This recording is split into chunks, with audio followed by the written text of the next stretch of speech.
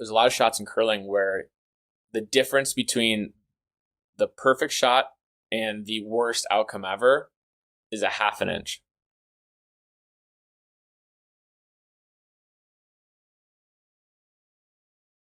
So what makes somebody good at curling? Hand-eye coordination is key, understanding balance, but when it comes to separating, the club curlers from the elite curlers, it comes down to is more often than not the mindset. Everyone will have put in enough reps to be able to make all the shots on the ice, but making those shots in the most pressuresome moments really separates that crowd. Do you think people realize how difficult it is? It's way harder than it looks, for sure. A lot more balance than you think it takes. Just like figuring out how to throw a rock and like get it all the way down to the other end. Because it's like 140 feet long. Like, it's not a short distance. It's 140 feet? I would have, seeing it on TV, I would have thought that was 30 feet. And the rocks aren't light either. They're like 42 pounds solid granite. And it's all about like speed control. Like, you're trying to slide out at a very specific speed. And we use stopwatches to time ourselves when we're throwing. So if you're sweeping someone's rock, you time it from like a certain line to a certain line. And we're trying to throw like, we're able to throw, say, like a 3.95 throw, and then go from that to like a 3.90 throw. Like within like 5 milliseconds, we're able to adjust our speed to the right type of speed that we need to be throwing. You can make those small of adjustments. Like, can you really tell the difference? Like, oh, that throw was 3.92. This one, the next one needs to be 3.98. Like, oh, I was 6 milliseconds long on that one. Mm-hmm. Yeah, even this morning I was doing a drill with my teammate Aiden. I would sit down I'd get ready to throw, and Aiden would say, okay, throw a 2.25. And then if I got it within 0.02, then he would move on to the next one. And then I would tell him, okay, throw a 2.1. And like we would throw it and be like, oh, I think I threw it too hard. I think I threw it too hard. And then look back, and instead of the 2.1 we were going for, it'd be 2.15, which is too fast. And so like we can feel our bodies and how fast they're going. And that's like the main goal of the drill, is to basically be able to tell like how fast your body is moving down the ice and just have a sense for like the speed that you're going. So what's like the overall strategy? Like, what are you fundamentally trying to do? I'll give you some basic strategy. So there's 8 rocks that each team throws, and you alternate. So like if we throw first, then the next team goes, and vice versa. If you are the team that throws last, it's called having the hammer. So like if my team throws first, then the other team has hammer, because if you go back and forth, then the other team is going to end up throwing last. So if you have the hammer, the main objective is to kind of keep the middle of the sheet open so that you can make that last shot and get multiple, and just basically keep it open for that last. So you draw all the play basically to the sides of the sheet rather than the very center. And vice versa, if you don't have the hammer, then you kind of want to plug up the center as much as possible and make sure that it's as hard for the team with hammer as possible for them to score on their last shot. But that is like the absolute basics. There is like so much that goes into it.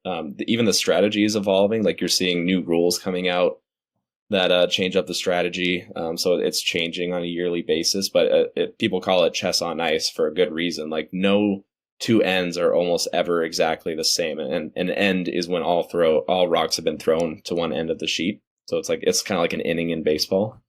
Is it better to be first or second, or like not really?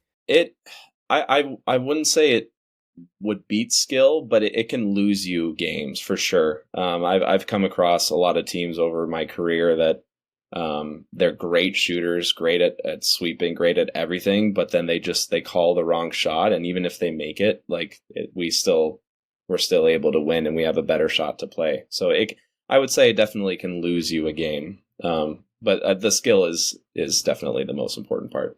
Will you kind of watch film on the people that you're going up against? Do you adjust the strategy for every time? Yeah, absolutely. Absolutely. Definitely watch a lot of film. I do think curling is one of those sports, especially mixed doubles curling, because mixed doubles curling, you always have like a stationary setup for the most part. And so in the beginning and the end, there's a lot of similar shots. But I think it's important to know your opponents, and to know where your most likely mistake on their behalf is going to be, to try to set yourselves up to, open those windows of opportunity. I don't know if this question is going to make any sense, but so let's say scale of 1 to 10. A 10 is a perfect throw. How close do you need to be to a 10 in order to have a good throw? I'm basically trying to ask, like, how much of a mistake can you make? Like, if 10 is the best throw, can you be an 8 and still be okay? Or do you have to be like, no, you need to be like 9.6? Like, how does that make sense when I'm asking you? Like, how much leeway do you have? Absolutely. The best answer is it really depends on the shot. If it's just an open draw to the forefoot, I mean, you can probably get away with like a 6 or a 7 if you have really good sweepers. A good set of sweepers can probably drag a rock like, 8 feet, give or take, depending on the conditions of the ice. And so there's a lot of shots in curling where you will, there's a lot of shots in curling where the difference between the perfect shot and the worst outcome ever is a half an inch. And it all depends on the angle setup. Curling is a game of angles. It's a game of trying to get control of the house, of the forefoot, but of the best angle on the sheet. And if you are a half inch too deep, or a half inch off center of where you need to be, that is potentially the difference between a 10 out of 10 and 0 out of 10. That much, right? It's that specific. Especially in mixed doubles, 1 inch wide, 1 inch under curl, and you've potentially just given the opponents the biggest out to score a bundle. Versus, having a steal locked in, like a score of 1 without the hammer locked in. Are you ready for some harder / listener submitted questions? Sure, you bet. Better to be a good thrower or a sweeper? A good thrower. Is sweeper even close, or is it like, no, thrower by a mile? Oh, it is. It is. Sweeping's very close. Sweeping's become such an important piece of the game, especially with how effective we have become as sweepers. That's actually part of the controversy that's happening a little bit right now with the sweeping in our sport is people are getting so good at sweeping and so good at the techniques involved with it that it's taking the throwing part a little bit out of it. So like the sweeping is very important, but like at the heart of curling, people say that the throwing is the important part. Like the sweeping, you should be able to make the shot with like 80% throwing and then the last 20% with the sweeping. It shouldn't be like 50-50. The sweeping is just like to help it out a little bit, The throwing is like the main part of the sport. Can the people who are sweeping, can they tell what needs to be done, or does somebody else have to be telling them what to do? Does that make sense? It does, and that's a really good question because it's a little bit of both. As a sweeper, you are primarily responsible for the speed of the rock. So say we're trying to throw one right in the middle of the bullseye, which we call the house. If whoever throws it threw it not hard enough, then we need to sweep it to get it there because that's, sweeping makes it go further. So that's our responsibility. And then if, say, they throw it too hard, then we don't sweep at all because we just need it to slow down. Where we don't have any control, where we need something to be decided for us, is the line of the shot. So like the trajectory of where the rock is going. So on the team, you have the skip who's standing at the other end and calling all the shots. He's the one that's watching the line. So say that there's a rock that we're trying to go around, but we're getting like really too close to it. Like we're going to probably touch it and wreck on it. We need to sweep it to hold it straight. And that's what the skip is responsible for. And we can't see that at all. So the sweepers are responsible for the speed of the shot, but the skip is the one that's yelling at them like, hard, you got to go for line. You got to get past this rock. They're responsible for the line. So it's like half and half between the two. Yeah. Speed, one trajectory. Yeah. Yeah. That's a good way to put it. Who's kind of like considered, and if it's you guys, like who's the who's the best, I guess? Who is everybody kind of looking at as... You can look at the rankings and be like, okay, like Scotland and Switzerland, Canada, and then it's us, and then it's like Sweden and Italy. But like it's really just all about like who has a good week, you know, like we've beaten all those teams before. It's not like if you're number one in the world, you're unbeatable. Like curling is just a matter of like who shows up that week and who gets hot. Yeah, that's what I was going to ask you. Is it the kind of thing where, hey, the person who's supposedly the best usually wins the most, or is it we're all right there, you just got to have a good day? The best teams tend to, you know, win more than the not so good teams, but it's more so just whoever shows up that day. What's it like to be the most popular sport in the Olympics? Like curling is, to me, the most popular sport in the Olympics. Do curlers get a sense of that? You know, I would say it's humbling and impressive and really appreciated, but it's also, in a way, slightly disappointing. And I say that because I love that all the eyes, there's so many eyes on our sport, but it's every 4 years. And so like, where are all those eyes in between, you know? And part of that is just needing to build more exposure for the sport, needing to, you know, have, you know, more streaming outputs, more, you know, a network that's, you know, wanting to expose and capture more of curling more frequently. Can you make a full-time living in the United States off of it? Like, could you do it? I'd say no. I mean, there's teams out there, and I think of like, you know, Team Schuster. They've been curling for a long time, and they've gone to the past 5 Olympics, and they have some pretty nice sponsorships that can allow them to mostly curl full time.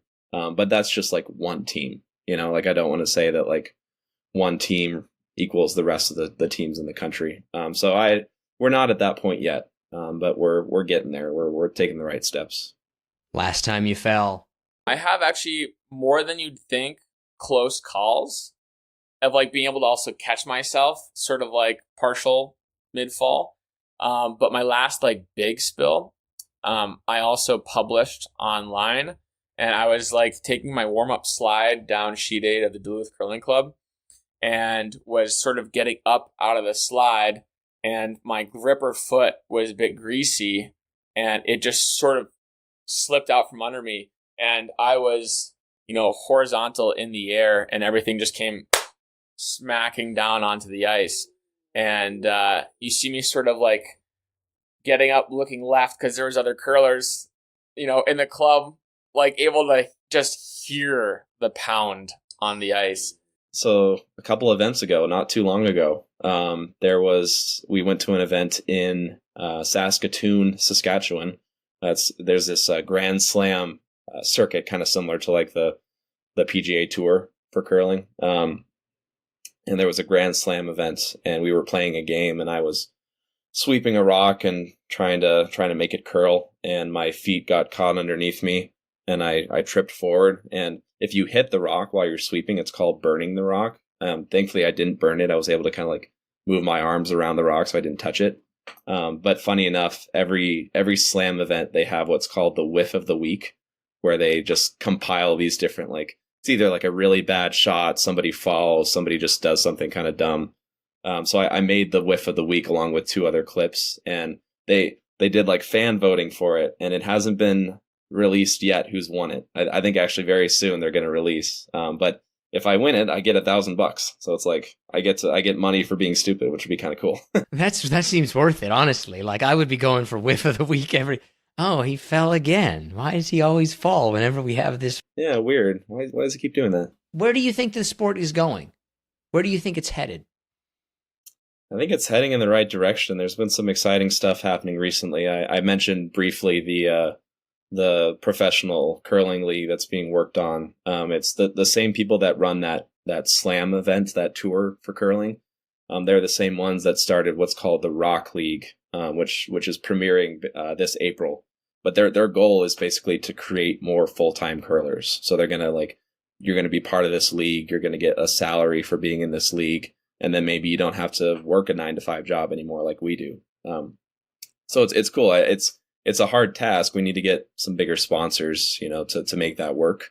But they're a Canadian company, so it helps them that they're in Canada. Canada, it's easier to get sponsors for curling because it's so much more well known than in the States. But yeah, it's getting more popular every single day. More curling clubs are popping up across the country. Every time the Olympics comes up, there's that big surge of interest, and that always helps. Even though it kind of wanes over the next couple of years, it still helps the sport grow. So it's going up. It's really exciting to see. Thanks for checking out this episode of Profoundly Pointless. From society and sexuality to science and sports, every week we explore something new from a side of life you may never have heard of. Subscribe if you're interested. There's a playlist, I think, on the right if you want to see more videos like this. Someday I'm going to finish painting that wall, and just for the record, I'm not orange. I just don't know how to fix this. But thanks for checking out the show. Would love to hear from you. Okay, I should stop. Stop. There it is.